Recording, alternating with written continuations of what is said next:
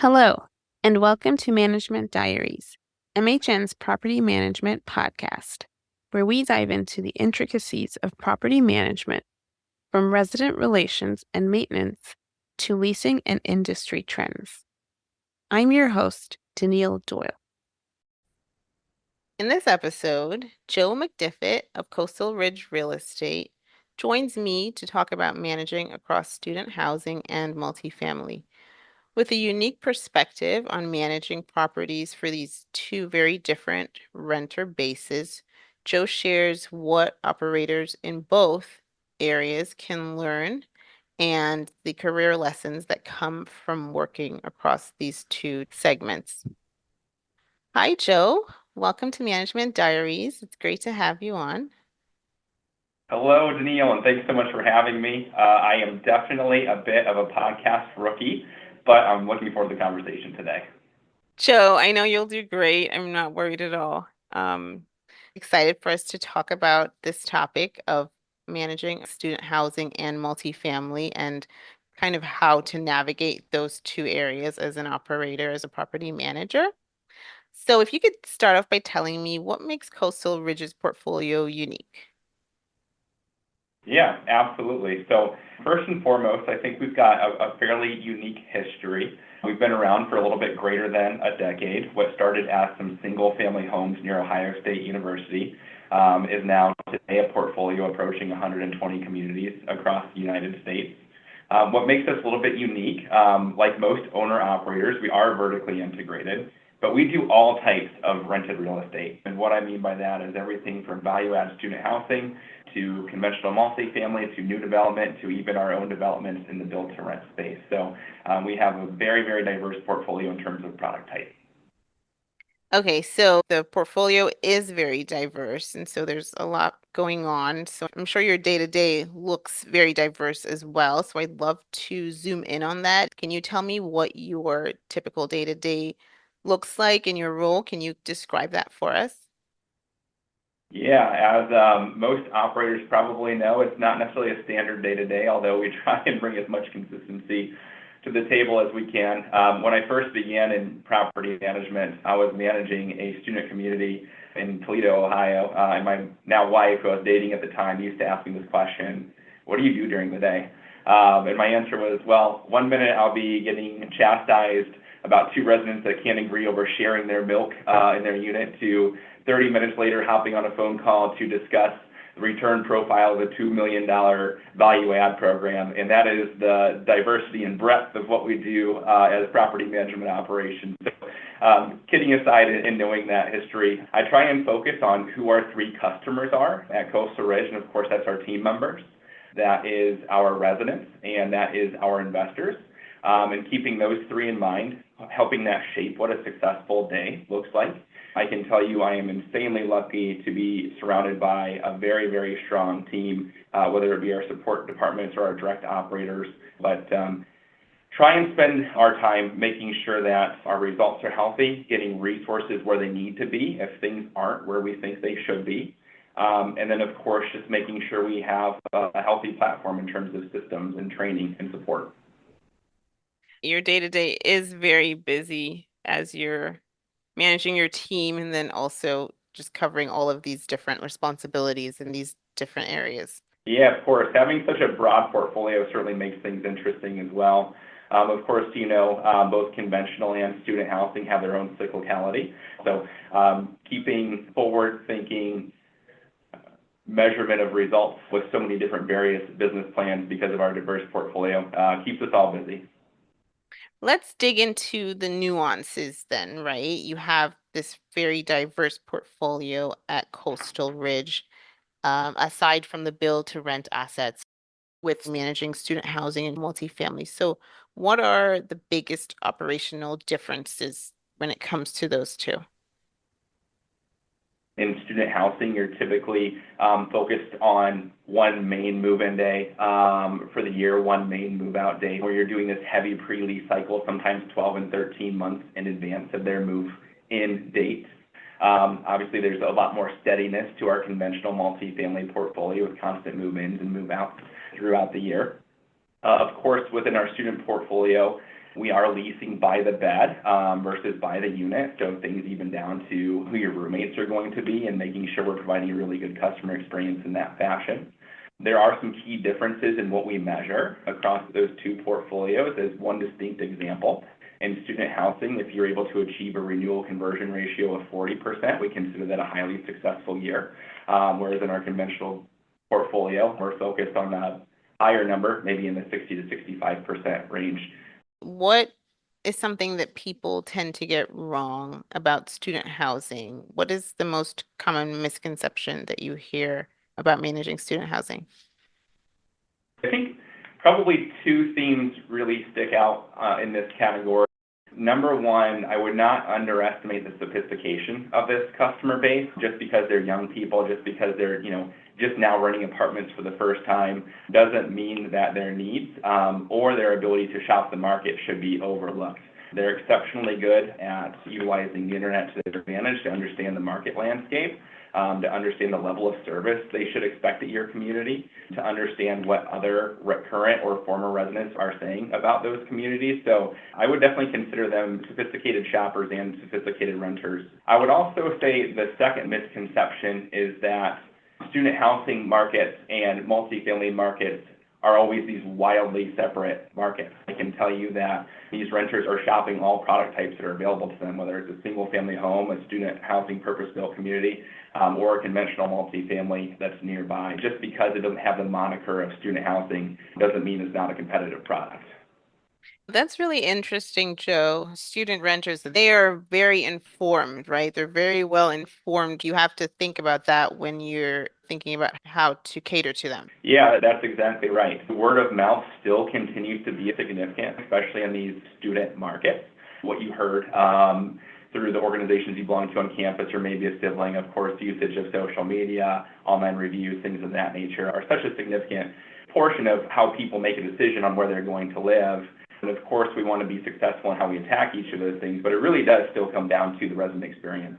What did people do and enjoy while they were living in your community? We think that still has an insane amount of impact on our ability to be successful in the future. And I imagine it can be easy to discount because these are student residents, right? To discount how important the resident experience is to them. But like you said, they will go online, they're very tech savvy. They're going to see if they can find another property that's even more competitive, right? Yeah, couldn't agree more. That's exactly right. So, with student housing specifically, you mentioned earlier the leasing timelines, right? They're different and the pace of leasing is different. It's not as continuous as it is in multifamily. You have pre-leasing during the fall and then you have that kind of rush during the spring and summer months. So, how do you approach those cycles differently and with your team so that they stay supported and they stay motivated? Yeah, absolutely. I love that question. First, I think it's important to say that we've actually learned a lot in our conventional portfolio based on that pre-leasing that we achieved in this student portfolio. So, especially if there's any large universities and any of the MSAs we're operating a multifamily community. Of course, in conventional, while it's more stable month to month, you do want to pay really close attention to your expiration schedules. There are demand cycles, right? In the Midwest and the Southeast, we do see much higher demand in the spring, summer, and fall months than we do in the winter. Anywhere where we are operating near universities, we have taken a similar approach where we'll make some predictions related to our renewal conversion ratios on our conventional portfolio, get comfortable with pre-leasing those units, and we're able to take a stab at the student market to supplement what we're able to do with our conventional renters as well. So that's been a great strategy for us with our conventional portfolio. But your question was, how do we attack this strategy for our student teams, keep them supported, keep them focused? And that's a fair question because it's an intense cycle every year, especially if you think about just the concept of turn, where it's that all-out blitz for a 14-day window. If you're lucky, long hours, lots of sweat, lots of stress. We devote a lot of planning and timing to just make sure we're prepared for it. The last thing you want to do is just enter that period of time without your contracts and your plans executed. If you do those things in advance, you stand a chance of being fairly successful and getting to bed during a reasonable time during student turn. But as it relates to leasing, thankfully through data, we built our own proprietary software for this. Pre-lease velocities are relatively predictable in most of the markets we operate. So if there's a significant change in supply and demand with either enrollment or new deliveries, this might get affected. But outside of that, we have a pretty good pulse on when we expect which floor plans in which markets to lease.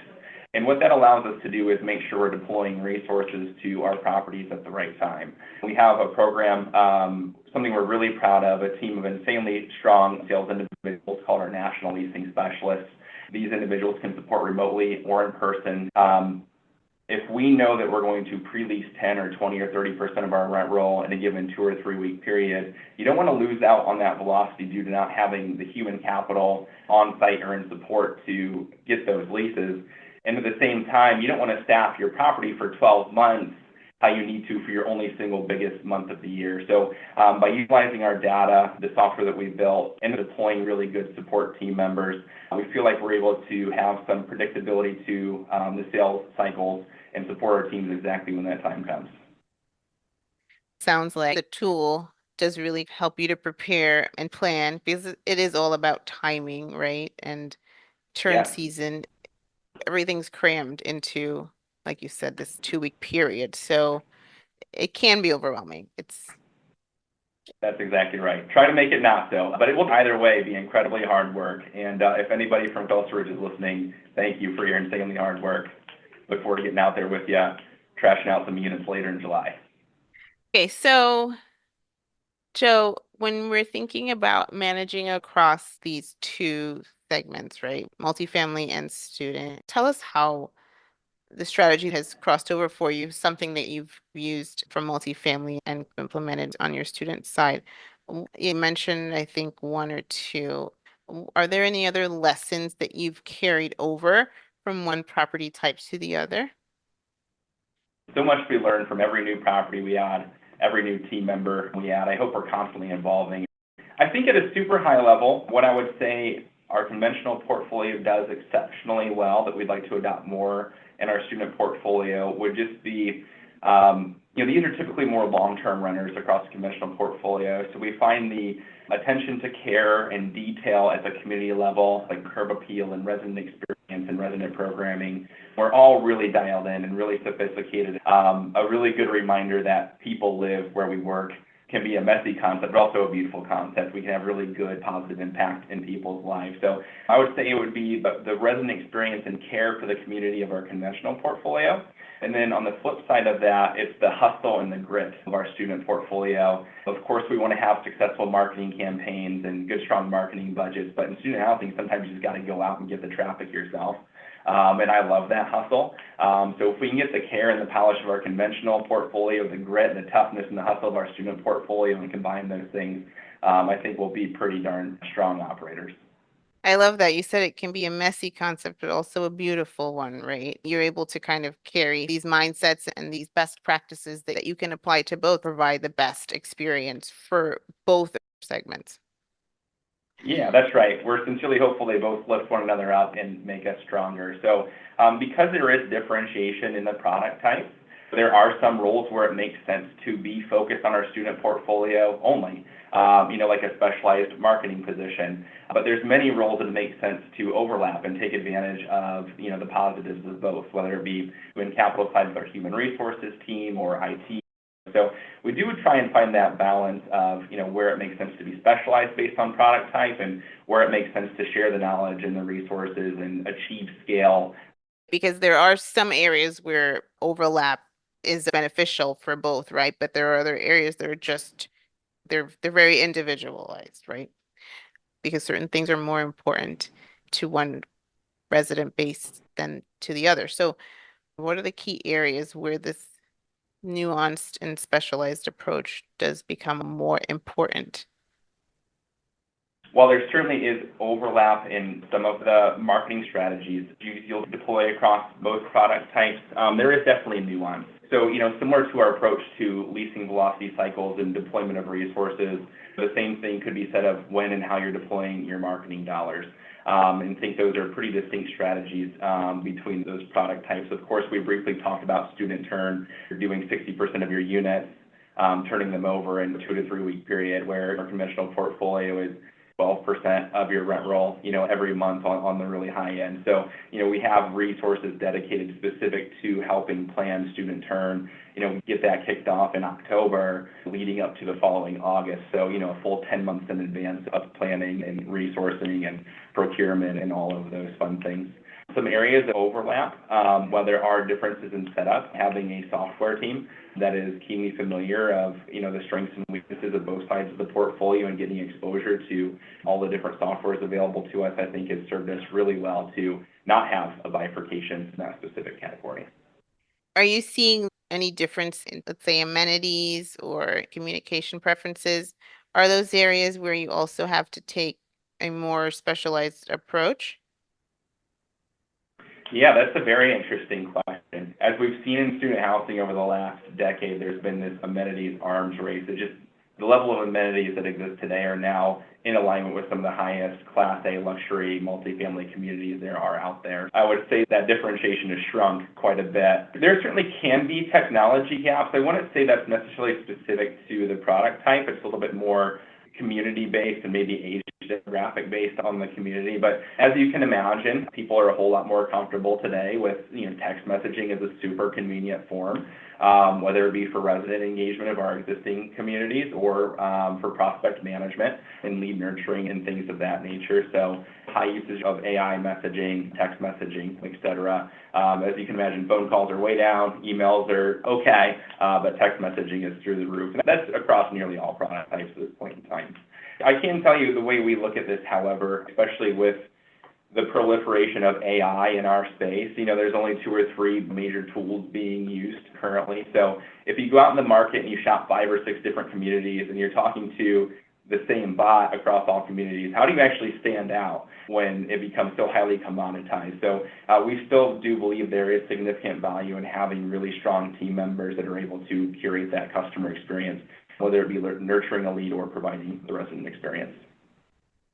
That sounds very current, right, in terms of the communication preferences. I imagine for student housing for that base, phone calls are not one of the boxes that they're checking in terms of how they prefer to be communicated with. Less so, for sure. Across multifamily and across all the different segments, that resident experience is really very important. It's the most important thing. It's front and center. Absolutely.